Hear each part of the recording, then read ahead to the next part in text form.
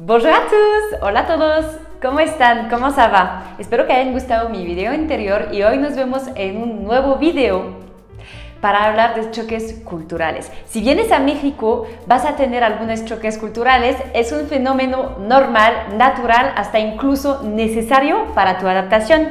Los viajeros más experimentados también tienen esos choques culturales. El impacto varía de una persona a otra y la intensidad depende de tu destino, depende de la duración de tu estancia. Pero ahora, ¿por qué el choque cultural? Pues obviamente todos tenemos nuestra propia cultura, nuestras formas de pensar, nuestras formas de actuar, de reaccionar, y lo que puede ser normal para ti, tal vez no va a ser normal para otra persona. Pero bueno, yo ya llevo 3 años en México y hoy estoy aquí para contarte los choques culturales que más me impactaron. Tengo tantos choques culturales que yo creo que voy a hacer 2 videos diferentes, eso va a ser la parte 1. Hoy te voy a compartir 5 choques culturales, 2 en francés para las personas que quieran trabajar su comprensión oral y 3 en español para las personas que quieren mejorar su español. Y todos están felices. ¡C'est parti! Je pense que le premier choc culturel, c'est l'histoire du pays. La culture préhispanique, le Mexique possède une histoire fascinante. Les temples mayas, comme par exemple Chichén Itzá, qui est une ancienne ville maya située dans le Yucatan, entre Valladolid et Mérida. Et aujourd'hui, c'est l'un des sites archéologiques les plus visités, les plus connus dans la région. Il a été également classé au patrimoine mondial de l'UNESCO et a été élu l'une des 7 nouvelles merveilles du monde. Il y a également les cénotes qui étaient sacrés pour les Mayas. Ils pensaient que c'était un passage vers l'inframonde. Un cénote, c'est un gouffre partiellement ou totalement rempli d'eau, très clair. Et aussi par exemple l'artisanat.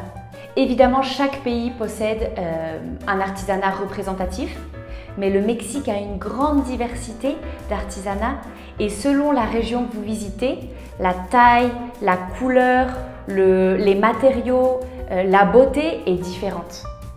Voici un exemple.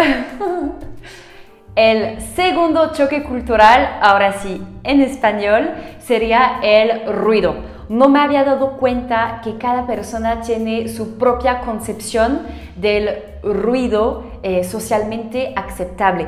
Y bueno, yo estoy viviendo en la Ciudad de México, entonces aquí el ruido es omnipresente, hay muchísimo ruido.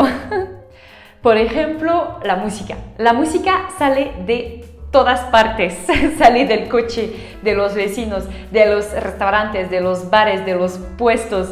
Cada tienda tiene su bocina XXL afuera con la música súper fuerte. Tal vez estoy exagerando un poquito, perdón. La verdad es que a mí no me molesta porque me encanta la música y de hecho me gusta mucho la música que se escucha aquí en México. Entonces, eso no me molesta tanto. Tal vez lo que puede ser un poquito molesto o hay que acostumbrarse son las camionetas que recolectan los muebles, que pasan por toda la ciudad con una super bocina diciendo ¡se compran colchones! Ya no puedo escuchar esa voz.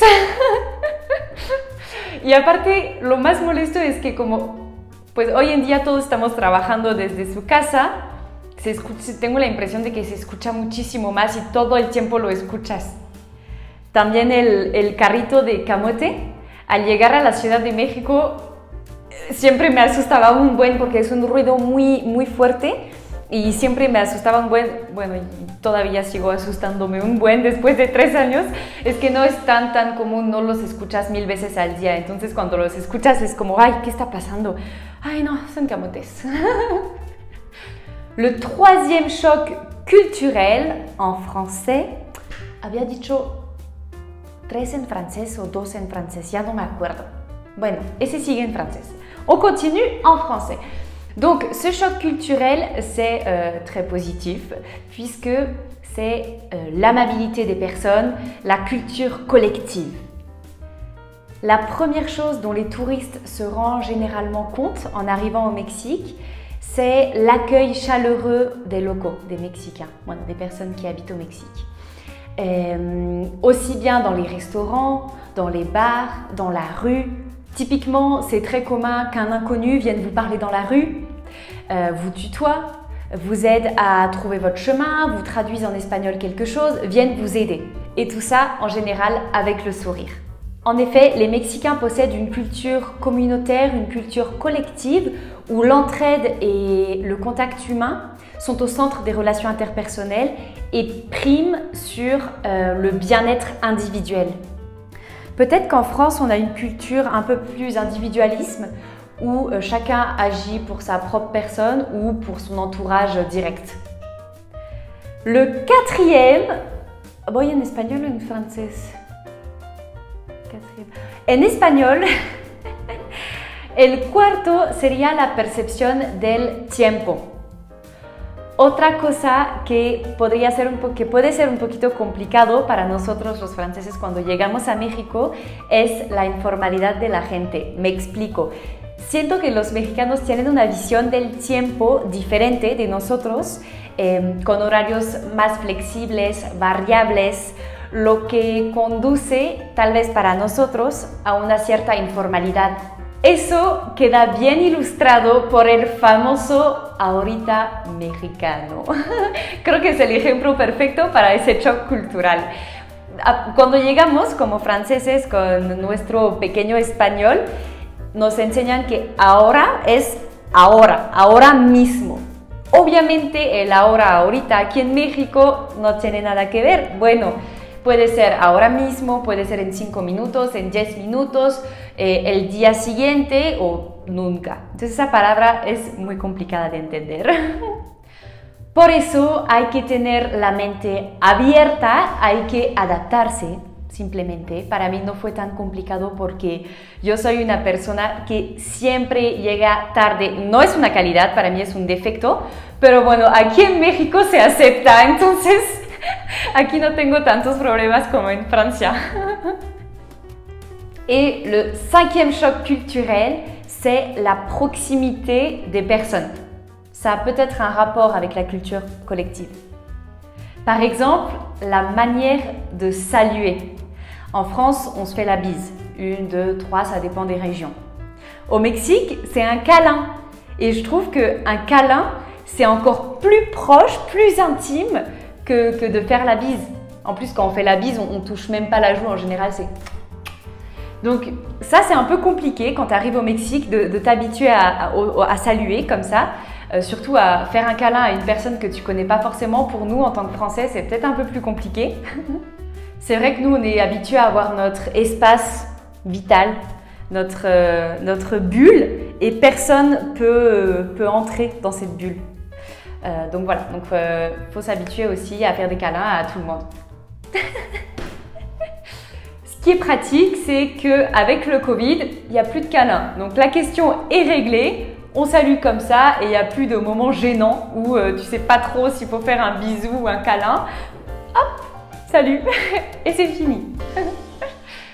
Et pour terminer, justement à l'intérieur de la proximité entre les personnes et le fait d'être peut-être plus tactile, ici au Mexique, c'est pas forcément mal vu de danser avec les amis de ton copain, les cousins de ton copain, voilà, dans la mesure où c'est une personne quand même connue, une personne de l'entourage, non?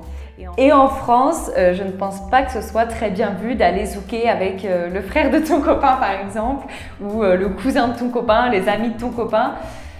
Je pense que non, je suis un peu perplexe. Bon ben voilà, je pense que cette vidéo touche à sa fin. Creo que ya se acabó este video. Espero que les hayan gustado mucho. A mí me encantó hacerla y todavía tengo más choques culturales que contarles. Entonces estoy segura que va a haber una parte 2. Si te gustó, no dudes en dejarme un comentario. Si eres mexicano o latino, dime cuáles son los choques culturales que tuviste, que te impactaron cuando llegaste a Francia.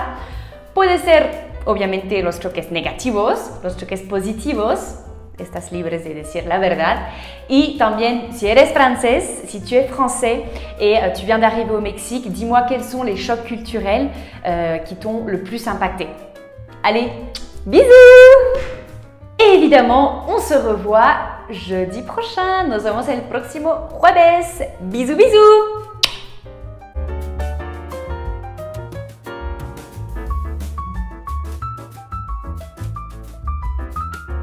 Nos vemos en un nuevo video. Bueno, no. Por ejemplo, que ce soit un cousin, un ami ou la famille, ou un frère ou une sœur,